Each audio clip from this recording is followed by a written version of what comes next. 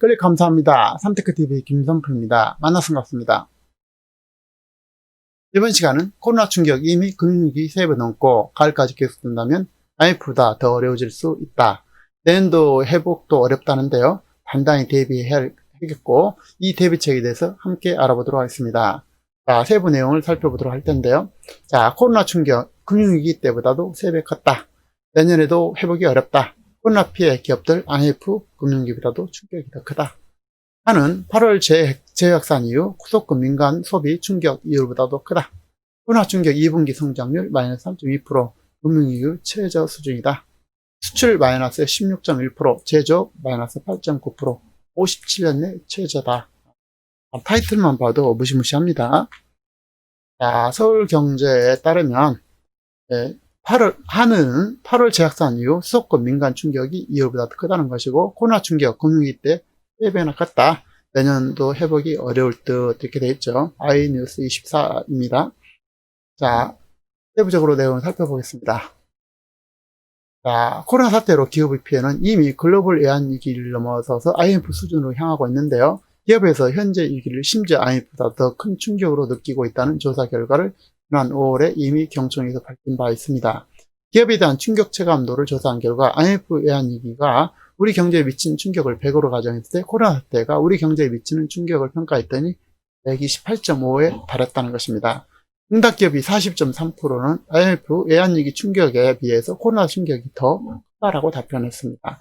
경청 측은 최근 경제 지표는 외환위기보다 더 심각하지 않았음에도 불구하고 많은 기업이 코로나 사태의 경제적 충격이 IMF 외환위기보다도 큰 것으로 인식하고 있다면서 이번 코로나 사태가 실물 경제에서 비롯됐다는 점과 향후 전개될 위기 폭과 강도를 예단하기 어려워서 위기 심화에 불안 심리가 반영된 것 같다고 이렇게 추정하고 있다는 것입니다. 자, 하지만 9월 22일 서울경제와 iNews에 따르면 코로나로 인한 소비 충격이 과거 2008년 금융위기 때보다도 3배 가까이 컸다는 통계가 이미 나왔습니다. 특히 8월 이후 실시된 강화된 사회적 거리두기가 반등했던 경기에 착목했다는 게 수치화됐고요. 코로나 진행 방향에 대한 예측이 어려운 만큼 내년에도 코로나19 이전 수준으로 소비 회복이 되긴 어려워 보인다는 것입니다. 자, 한국은행이 기자 워크숍을 통해서 발표한 최근 소비 동향 점검 향후 리스크 요인에 따르면 9월 첫째 주 수도권 소상공인 매출은 전년 동기 대비 31%나 줄었습니다. 1차 확산 당시 소매상공인의 매출이 가장 크게 감소했던 2월 넷째 주 25.2%보다 더 큰 폭의 감소인데요. 도소매 음식점 등을 중심으로 매출이 감소한 것으로 나타났습니다.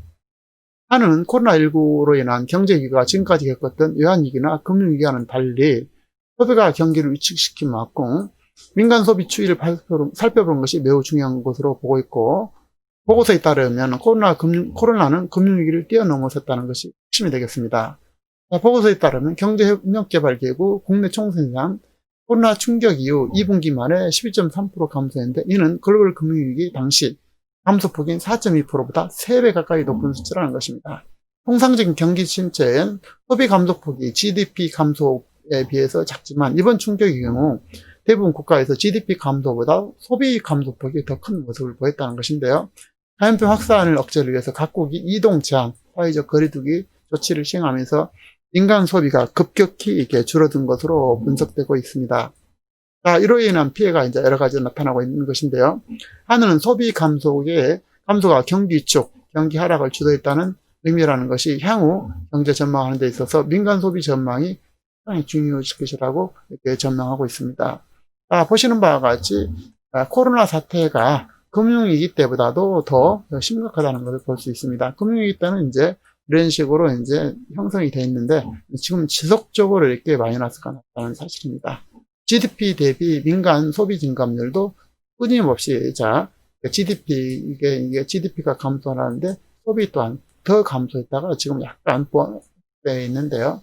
자, 어쨌든 과거 경제 충격 시 민간 소비 변화를 보도요. IMF 외환위기 때는 14.4로 가장 이제 낮았지만 코로나19가 6.5로 금융위기 때보다 훨씬 더 높은 것을 볼 수 있습니다. 그래서 지금 그야말로 IMF와 금융위기 그 중간 단계 그래서 IMF로 지금 가고 있는 그 정도의 지금 이태로운 상황이다라는 것을 한눈에 볼 수가 있겠습니다. 한국 또한 코로나로 인한 소비축이 급격히 일어났는데요. 인간 소비는 지난해 4분기 6.5% 감소했는데 이는 외환위기, 카드 사태, 금융위기 등 세 차례 충격 중 외환위기 다음으로 감소폭이 컸다는 것이고요. 주목할 점은 재화소비 서비스 간 회복 속도가 상이하다는 것입니다. 재화소비는 자동차, 내구재 등 중심으로 큰 폭으로 반등했는데 코로나19 이전 수준으로 회복됐으나 서비스 소비는 재화 소비에 비해서 회복 속도가 완만하게 나타났고 사회적 거리두기의 영향으로 숙박, 음식, 예술, 스포츠, 여가 등 회복세가 더딘 모습이고 각국 여행 제한도 거주자 국외 소비 비중이 한국에겐 치명적이 되고 있습니다. 한국의 전체 소비 비중 중에서 거주자 해외 소비가 차지하는 비중은 3.9%로 미국의 1.5와 일본의 0.6보다도 비해서 매우 높습니다. 그래서 2분기 거주자 국외 소비는 전년 동기 대비 72.4%나 줄었다는 것입니다. 그래서 이제 여러 가지 지표가 매우 줄어든 것을 볼 수 있는데요. 자, 소비 판매 현황도 계속적으로 줄고 있고요. 또 서비스업도 계속적으로 줄고 있습니다. 거리두기 소비 심리도 이게 매우 여러 가지로 줄어들고 있는데 이제 이동성 지표라는 게 있는데요. 이게 이동성이 대중교통을 보면 이제 지속적으로 이렇게 감소할 수 있다는 것을 보여주고 있죠. 지하철 이용객 수도 그야말로 매우 많이 줄어서요. 2월 이전에보다도 이제 많이 줄은 모습을 볼 수가 있겠습니다. 네. 지하철 이용 객수들이 매우 많이 줄었다. 한마디로 이동이 없어서 여러 가지로 그로 인해서 이제 여러 가지 문제점이 발생하겠죠. 대중교통 관련 이동량을 조사한 결과도 정전에 비교해서 이동성 지표가 크게 하락한 걸 볼 수가 있고요. 2월 9월까지 구글 이동성 지표에 따르면 8월 중순 7일 평균 대중교통 이용량은 광복절 대비 마이너스 29.5% 줄었다는 것입니다. 같은 기간 카페나 점포 등 소비 여가 관련 이동량은 마이너스 21.6%, 1차 확산 이후 33.33%보다는 감소폭이 작았지만 유의미한 수치를 보였다는 것이고 이동량이 줄었다는 것은 경제활동이 크게 위축됐다는 의미로 해석될 수 있겠죠. 그리고 카드 전체 사용량도 매우 좀 많이 줄어들고 있습니다. 이제 카드 사용량이 지속적으로 줄고 있는 모습을 볼 수 있겠고요. 자, 2차가 되겠습니다. 카드 사용량도 지속적으로 지금 줄은 모습을 여러분 직접 확인할 수 있습니다. 9월달인데요. 9월달은 더 많이 줄었네요. 8월달도 줄고요. 지속적으로 이제 카드가 이게 사용량이 줄어들고 있다. 한국은행이 신용카드 사용을 자체 모니터한 결과 숙박, 예식업 등 대면 서비스와 소매점 소비는 연초와 비슷한 수준으로 감소했고 다만 온라인 쇼핑 등이 활성화되면서 결과적으로 1차 상반기보다는 전체적인 소비 감소폭은 좀 줄었다는 것인데요. 소상공인의 경우 강화된 사회적 거리두기로 인해서 매출이 크게 감소한 것으로 나타났고 한국은행 신용 데이터의 소상공인 매출 데이터를 분석한 결과 2차 확산기 소상공인의 매출 감소폭은 마이너스 25%로 1차보다 28.9%에 입박하고 있다는 것입니다. 한은 김 국장은 8월 중순 이후 소상공인의 매출이 빠르게 감소했는데 수도권의 경우 자영업자는 절반 가까이가 집중된 탓이고 그래서 타격이 심했다는 것이고 학원, 음식점, 체육시설 같은 영업장이 제한이 집중되었기 때문이라는 것입니다. 소비심리 회복 지연, 거리두기 일상화 등 향후 대면 서비스 소비 회복은 상당 기간 늦춰질 가능성이 높겠고 대면 서비스는 대외 활동을 제한 등의 제약 요인으로 작용한 데다가 대량적 지출 성격이 강해서 소비 심리와 소득 불확실성에 영향을 받은 것으로 분석되고 있고 김 국장은 코로나 확산으로 거리두기가 일상화될 수 있는데 과거 경제 충격기에도 충격 강도가 크면 회복 속도가 굉장히 느린 특징을 보였다라면서 대면 서비스 소비 회복에 상당한 시간이 걸릴 것으로 전망한다고 설명하고 있습니다. 이어서 김 국장은 국가 간 이동 제한이 지속되고 여행 심리 회복이 부진한 것을 전망됨에 따라서 국외 소비 위축이 상당 기간 지속될 것이라 본다면서 글로벌 항공업계는 해외 항공 여행 수요를 전망하는데 그에 따르면 2023년도 코로나 이전 수준을 회복하기는 2023년도까지도 어렵다는 것으로 보인다는 것입니다.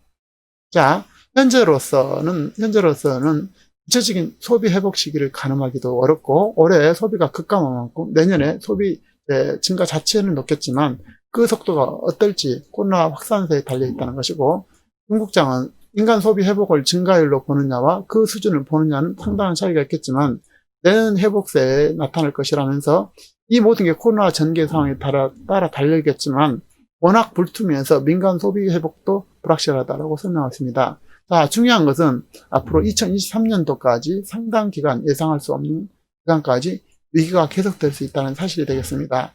적어도 위기에 넘어지지 않고 쓰러지지 않아야만이 경제 회복의 기회를 볼 수 있기 때문에 위기를 대비해서 각자 주어진 환경에서 무엇을 할지 검토하시고 온라인 사업을 확장하고 위기의 최고의 보배는 언제나 달러라는 점을 다시 한번 말씀드리면서 평소에 낮은 가격 시에는 달러를 집중적으로 모아서 안전, 위기를 꼭 대비하시기를 바랍니다.